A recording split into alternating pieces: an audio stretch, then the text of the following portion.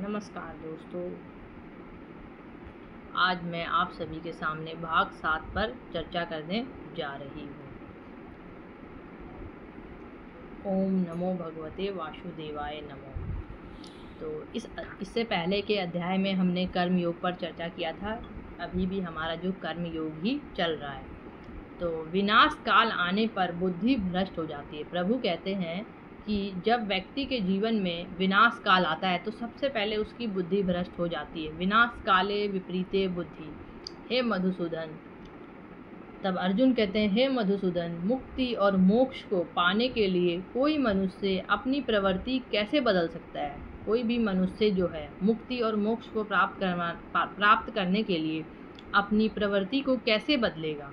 प्रभु कहते हैं, हे पार्थ, ईश्वर को समर्पण करने की भावना से किया हुआ कर्म फल प्राप्ति की इच्छा से किए कर्म से कई गुना बेहतर है। जो व्यक्ति कोई भी कार्य करता है उसमें ईश्वर को समर्पित कर देता है, वो फल प्राप्ति की इच्छा रखने से बेहतर है। ज्ञानी पुरुष कर्म फल की इच्छा किए बिना समबुद्धि योग भाव से कर्म करते हैं, पाप पुण्य आदि भावना से मुक्ति पाते हैं।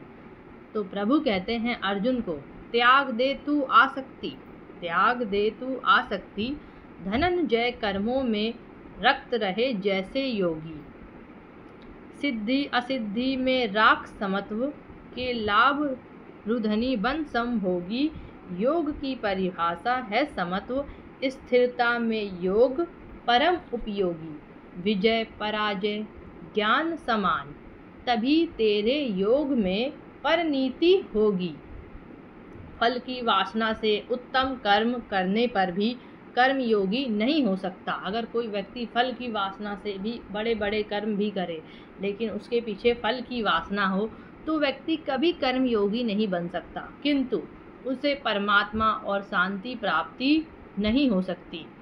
मनुष्य पाप और पुण्य में पाप से मुक्त हो सकता है, किंतु पुण्य से मुक्त कैसे हो सकता है? यहाँ पे फिर अर्जुन कहते हैं, प्रभु ठीक है, व्यक्ति पापों से मुक्त हो सकता है लेकिन पुण्यों से कैसे मुक्त हो सकता है?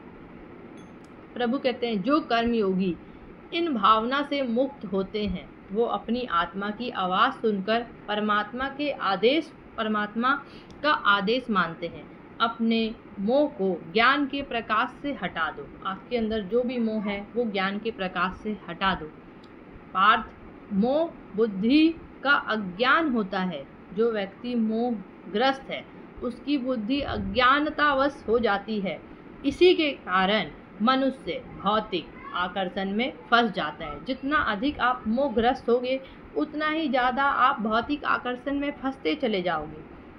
समस्त वो जानता नहीं, देह तथा समस्त भोग नश्वर है। जो भी भोग की चीज़ें सब नश्वर है, सब मिथ्या है।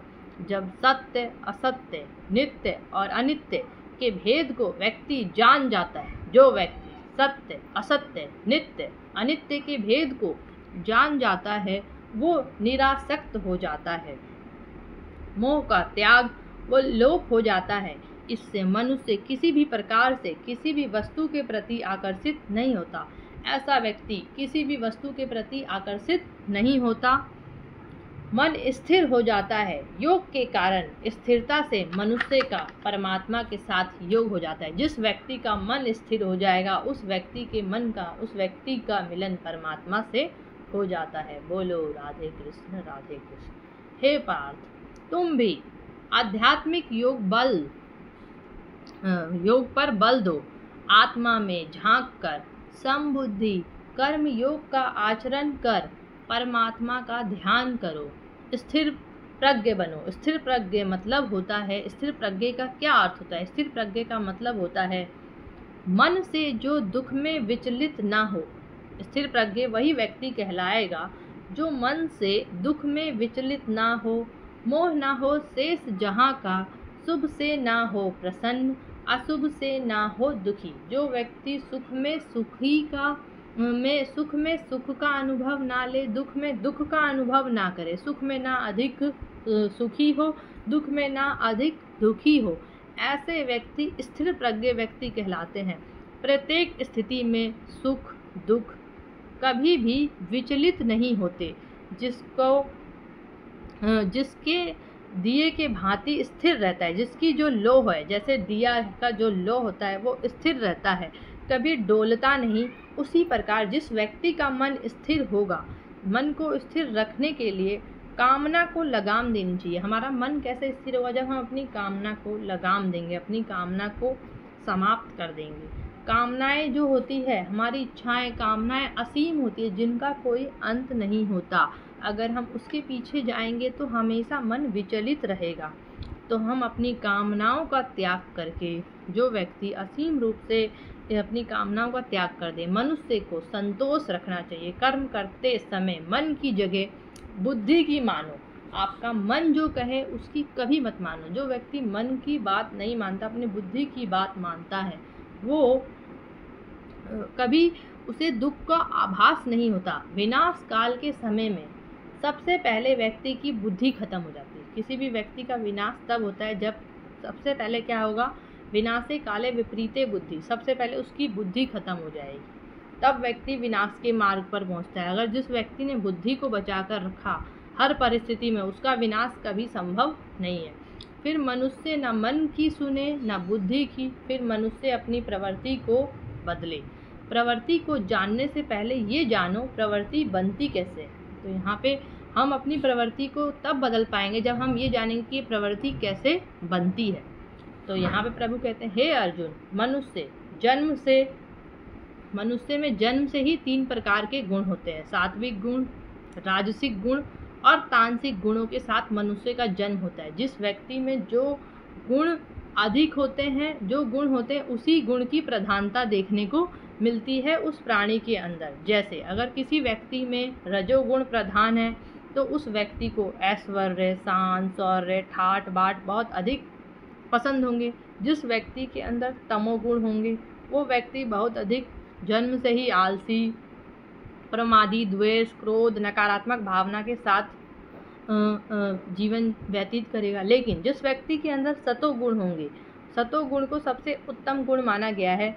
उत्तम गुण जो होते हैं ये सात्विक गुण होते हैं, जो सीधा और सच्चा होता है। तो जिस मनुष्य में जो गुण प्रधान होंगे उसी के अनुसार उनकी प्रवृत्ति होती है। तो अब इन प्रवृत्तियों को हम बदले कैसे? अब मान के चलिए कोई व्यक्ति है जो सात्विक व्यक्ति है, उसके लिए अपनी प्रवृत्ति बदलना तो सरल हो जाएगा। लेकिन जो व्यक्ति तमोगुण वाला है, रजोगुण वाला है, उसको अगर अपनी प्रवृत्ति बदलनी है तो वो कैसे बदलेगा?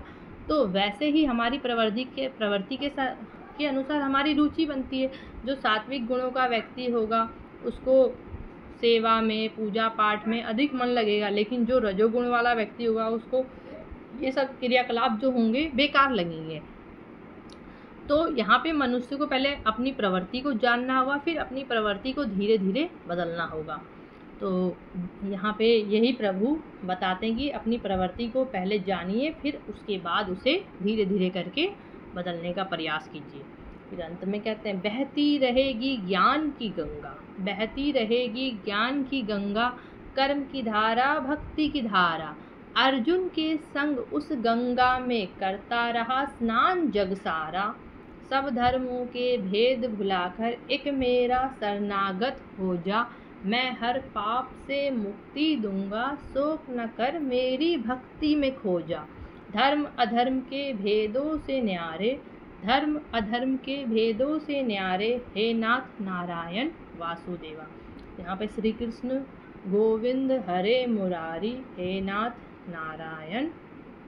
श्री कृष्ण गोविंद हरे मुरारी, हे नाथ नारायण वासुदेवा। इत्मात स्वामी सखा हमारे, हे नाथ नारायण वासुदेवा।